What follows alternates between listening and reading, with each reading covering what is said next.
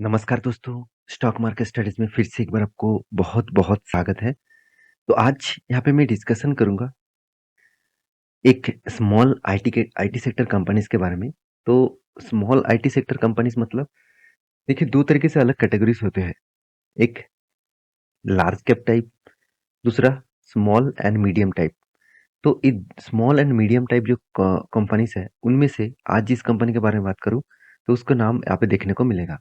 और large cap type मतलब जो बड़े साइज का होता है, जो ब्लू चिप टाइप कंपनी होते हैं, तो उसके बारे में बातचीत किया जा रहा है।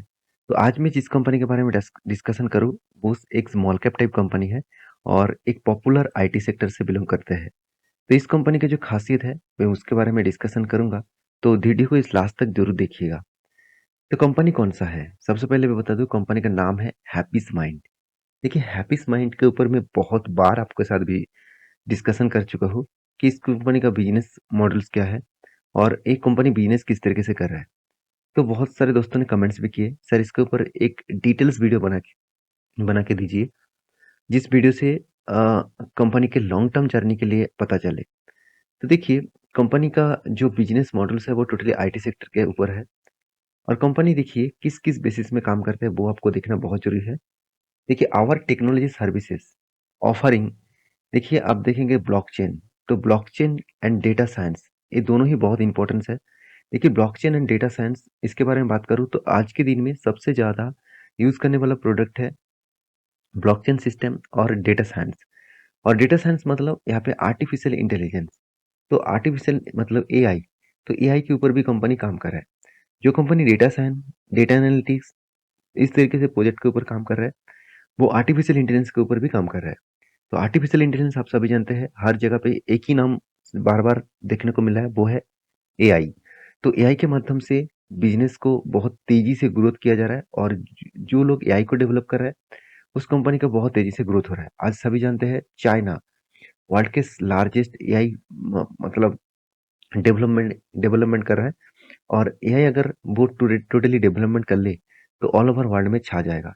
देखिए आज चाइना के सबसे बड़ा गेम जो है फ्री फायर, वो भी कुछ इसी तरीके से है। आज टिकटॉक, साथ ही साथ वीचैट, तो इस तरीके से बड़े से बड़े कंपनी आईटी सेक्टर से मतलब सॉफ्टवेयर्स बनाकर ऑल ओवर वर्ल्ड में बेचते थे और आज भी बेच रहा है। इंडिया में बहुत सारे ऐप्स बैन किया गया है, नहीं तो आज वर्ल्ड मतलब सबसे ज़्यादा रेवेन्यूज़ वो इंडिया से ही उसको मिलता। तो कंपनी देखिए डेवलप्स के ऊपर एसडीएन, एनवी मतलब एनएफवी के ऊपर, क्लाउड कंप्यूटिंग के ऊपर एंड इंटरनेट ऑफ थिंकिंग के ऊपर। तो कंपनी के बिजनेस मॉडल्स के ऊपर थोड़ा-सा एक अंदाज़ा तो लग चुके हैं। तो साथ ही साथ कंपनी का बाकी डिटेल्स क्या है, चलो मैं आपको दिखाता हूँ कंपनी के एक वो मतलब प्रेजेंटेशन के हिसाब से। देखिए कंपनी 96% डिजिटल बॉन्ड्स मतलब कंपनी 96% डिजिटल प्रोग्राम्स के ऊपर ही काम करता है। 94% आप देखेंगे तो जो एजाइल के ऊपर काम कर रहा है। तो साथ ही साथ देखेंगे तो कंपनी 237 एक्टिव क्लाइंट्स है और जिसमें 55 जो फॉर्च्यून 5 टू 2000 है और फोर्ब्स जो 200 है, इसके अंदर कंपनी का नाम देखने को मिलेगा। और कंपनी देखिए आरओसी, आरओई मुझे बेस्ट लेवल में देखने को मिला। दोनों ही बेस्ट लेवल में है। हमेशा कहा जाता है कि 20% के ऊपर है तो बेस्ट माना जाता है। तो यहाँ पे तो 28% आरओई और आरओसी तो सबसे बेस्ट है जो 33% के ऊपर है। तो इस कंपनी के सबसे बड़ा जो करेक्शन हुआ इस टाइम में और वो किस वजह से, वो देखिए जियोग्राफिकली कंपनी का बिजनेस सबसे ज़्यादा बिजनेस करते कहाँ पे कंपनी 70% बिजनेस करते अमेरिका में, उसके बाद देखिए यूरोप में, उसके बाद इंडिया में, उसके बाद बाकी वर्ल्ड में। इसका मतलब जहाँ पे सबसे ज़्यादा अभी मार्केट में मतलब ऑल ओवर कंट्रीज में इकोनॉमिकली क्राइसिस देखने को मिला है अमेरिका, उस अमेरिका में ही कंपनी सबसे ज़्यादा बिजनेस करते हैं। 70% बिजनेस कंपनी को अमेरिका से ही मिलते हैं और जिसके चलते कंपनी के ऊपर प्रेशर अभी भी बने हुए हैं। तो कंपनी का डिजिटल जो रेवेन्यूज़ है, वो सबसे ज़्यादा मतलब जो रेवेन्यूज़ कहाँ-कहाँ से जनरेट होते हैं, देखिए digital and infra and cloud basis.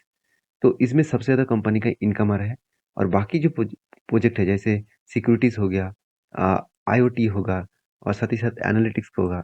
देखिए एआई मतलब आर्टिफिशियल इंटेलिजेंस, इसके ऊपर भी कंपनी के भी जो बिज़नेस है, वो अभी बहुत छोटा है, करीबन 11%।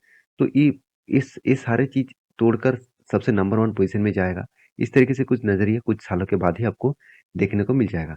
तो कंपनी का वर्टिकली अब देखा जाए, कंपनी एडुटेक के ऊपर मतलब एजुकेशन बिज़नेस के ऊपर सबसे ज़्यादा कंपनी यहाँ पे बिज़नेस कर रहा है और साथ ही साथ हाईटेक के ऊपर, उसके बाद रिटेल और साथ ही साथ देखिए इंडस्ट्रियल, बीए मतलब बीएफएसआई, टीई टीएमई, साथ ही साथ एमएफजी और अदर्स। तो ये अलग-अलग कैटेगरीज़ में कंपनी खुद का बिज़नेस को फैला के रखा। सबसे ज़्यादा कंपनी का हाईटेक के ऊपर एंड एडुटेक के ऊपर, इस दोनों प्रोजेक्ट के ऊपर कंपनी का सबसे ज़्यादा रेवेन्यूज़ जनरेट हो रहा है। तो कंपनीज़ की जो डिटेल्स है वो मैं आपके साथ इसीलिए शेयर कर रहा हूँ क्योंकि कंपनी के बारे में अगर इन डेप्थ आपको पता नहीं है, तो आप कंपनी के ऊपर निवेश करने में आपको बहुत बड़ा दिक्कत भी हो सकते हैं। देखिए, कंपनी के जो रेवेन्यूज़ है, लास्ट जो 4 क्वार्टर गया दो 2023 में, आप देखेंगे हर क्वार्टर में कंपनी खुद का रेवेन्यूज़ को ग्रोथ किया। उसके साथ मिलियंस जो कस्टमर्स है इसका, तो कस्टमर बेसिस में देखा जाए, तो ईयर ऑफ ईयर बेसिस में कंपनी देखिए 2021 से 22 तक, 22 से 23 तक जर्नी में कंपनी खुद का कस्टमर का बेस का कंटिन्यूअसली इंक्रीजिंग किया। और कंपनीज़ के बिज़नेस के बारे में एक चीज़ आपको बता दूँ, आप ध्यान दीजिएगा, कंपनी भी बहुत छोटा कंपनी है, करीबन 14,000 करोड़ के आसपास है। कंपनी का पी रेशियो 65 है। तो इस पी रेशियो के हिसाब से मैं बात करूँ, तो कंपनी की एक टाइम पी रेशियो कहाँ पे गया था? 144 के आसपास गया था। वहाँ से कंपनी गिरते-गिरते कहाँ तक आ गया? 60 तक आ गया। तो इसका मतलब 144 से कंपनी 60 तक ये जो जर्नी दिखाया, ये जो डाउन साइड का जर्नी दिखाया, वो जर्नी कुछ कंटिन्यूअसली इस तरीके से देखने को मिला। तो ऑब्वियसली पी रेशियो अभी नीचे आया है, तो उस बेसिस में प्राइस कहाँ पे है वो देखना है। देखिए प्राइस भी नीचे आया है। तो पी रेशियो जितना गिरा मतलब हाई पी रेशियो था, उस पी रेशियो कम हुआ और उसके बाद पी रेशियो आज देखिए 60 के आसपास है। और इसका मीडियम पी रेशियो कितना है? 67 के आसपास है। इसका मतलब आप एक चीज़ नोटिस करिएगा, तो ये सारे पॉइंट्स आपको एक चीज़ में ज़रूर दिखेगा, वो है कंपनीज़ की जो डिटेल्स है, जो डिटेल्स डेटा है, वो डेटा यही बता रहा है कि कंपनी की वैल्यूएशन धीरे-धीरे करके कम हुआ है। कितना कम हुआ मैं आपको बता दूँ, देखिए कंपनी का आरओसी, आरओई तो ठीक-ठाक है और कंपनी का डेप्थ एकदम मतलब ठीक जगह पे है, मैं यही कहूँगा। हाँ, थोड़ा-सा ज़्यादा है, मुझे हमेशा 0.5 के नीचे ही देखना चाहिए था, फिर भी मैं इसको कंसिडर ज़रूर करूँगा क्योंकि कंपनी इनकम भी अच्छा खासा कर रहा है, हाथ में कैश भी है, कंपनी का देखा जाए तो ईबिटा मार्जिन भी ठीक है, कंपनी का आरओसी 3 साल में भी ठीक है, कंपनी का जो प्रॉफिट एंड लॉस है, वो आप एक एक चीज़ ध्यान से देंगे, तो कंपनी का सेल्स देखिए, हर साल कंपनी खुद का जो सेल्स है, वो इंक्रीज़ कराता जा रहा है। उसके साथ-साथ कंपनी एक्सपेंस को भी मेंटेन्स किए, कंट्रोल में रखे, ऑपरेटिंग प्रॉफिट भी कंट्रोल में रखे और देखिए कंपनी कंटिन्यूअसली यहाँ पे कंपनी खुद का प्रॉफिट को यहाँ पे प्लस में लेके गया। तो कंपनी में देखिए पहले तो लॉसेस होता था और उसके बाद देखिए कोविड के बाद कंपनी कोविड से पहले ही कोविड के बाद ही एक्चुअली कंपनी का प्रॉफिट होना स्टार्ट हुआ और कंपनी अच्छा खासा प्रॉफिट जर्नी शुरू किया। तो कंपनी देखिए परसेंटेज ऑफ सेल्स मतलब सेल्स का जो परसेंटेज है, वो बहुत शानदार है और कंपनी का जो प्रॉफिट ग्रोथ है, वो भी आपको बहुत शानदार दिखेगा। रिटर्न ऑफ इक्विटीज़ भी बहुत शानदार है। सिर्फ कंपनी का जो परसेंटेज है, वो परसेंटेज कुछ देखने को नहीं मिला। इसका मतलब कंपनी में एक हाई पोटेंशियल है, नीचे साइड में है, सस्ते दामों में है और इस डिस्काउंट का आपको फ़ायदे के हिसाब से उठाना चाहिए।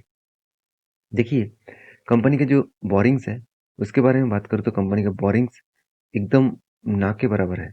मतलब ना के बराबर मतलब पहले तो बहुत मतलब जितना होल्डिंग्स मतलब बोरिंग्स था, बीच में ज़्यादा बोरिंग्स लिया गया था, उसको कम किया और इस बार ज़्यादा बोरिंग्स लिया गया। तो कंपनी ने रिज़र्व को भी बढ़ाया, ऐसे नहीं कि रिज़र्व नहीं बढ़ा और कर्ज़ा बढ़ गया, ऐसे बिल्कुल भी नहीं। कंपनी के हाथ में रिज़र्व भी है, कंपनी के हाथ हाथ में फिक्स एसेट भी बढ़ा। इस बार कंपनी का हाईएस्ट फिक्स एसेट देखने को मिला, करीबन 200 करोड़ के आसपास। और उसके बाद देखिए कंपनी ने क्या किया, कंपनी का जो मतलब शेयर होल्डर्स है, उसके बारे में मैं बात करूँ तो आप एक चीज़ यहाँ पे देखेंगे तो और भी क्लियर हो जाएगा। देखिए एक टाइम एफएस के पास अराउंड 3.5% का होल्डिंग था। आज वो गिरते-गिरते कहाँ पे आ गया? आज वो गिरते-गिरते 1% के नीचे आ गया। और यहाँ पे देखेंगे तो जो होल्डिंग्स है, वो प्रोमोटर के जो होल्डिंग्स है, वो कितना है 53%। पहले भी जितना था, आज भी उतना ही है। उसमें से प्रोमोटर ने कुछ छोटे-मोटे अमाउंट्स प्लेजिंग रखा, कितना? 7% का होल्डिंग्स प्लेजिंग रखा। तो 7% होल्डिंग प्लेजिंग रख के कंपनी पैसा उठाया, कोई बात नहीं। कंपनी अगर ठीक-ठाक चले तो एक कर्ज़े को और प्लेजिंग को वो ज़रूर छुड़वा लेंगे। तो कंपनीज़ के जो एफआईज़ के जो होल्डिंग्स है, वो आप देखेंगे तो पहले तो 6% का ऊपर था अभी कंपनी का 4.5% के आसपास देखने को मिला है। तो सारे पैरामीटर्स यही मेंशन करते हैं कि कंपनी का जो ग्रोथ है, वो ग्रोथ धीरे-धीरे करके आगे बढ़ रहा है। अभी इसी चीज़ को मैं एज़ अ चार्ट पैटर्न के हिसाब से दिखा दूँ, तो यहाँ पे 1 वीक का चार्ट पैटर्न्स ओपन करके रखा। आप सिर्फ ध्यान दीजिएगा चार्ट पैटर्न्स में। अगर मैं टॉप लेवल से इसका डाउन लेवल तक देखूँ, तो कंपनी अराउंड 50% क्रैश हो गया था। अभी करंट जो प्राइस है उस सिनेरियो तक देखूँ, तो कंपनी अभी तक 40% के आसपास डिस्काउंट में चल रहा है। तो मेरे हिसाब से आज आईटी सेक्टर के ऊपर प्रेशर है, तो इस तरीके से करेक्शन हुआ। तो करेक्ट अगर देखा जाए तो आईटी सेक्टर के ऊपर प्रेशर जब घट जाएगा, तो एक बड़ा सा मोमेंटम और बड़ा सा रैली आपको जरूर दिखेगा। तो मेरे हिसाब से इस कंपनी के ऊपर अभी से फोकस रखना जरूरी है, क्योंकि सस्ते दामों में कोई भी अच्छी कंपनी मिले तो उस कंपनी के ऊपर अभी से फोकस रखिए।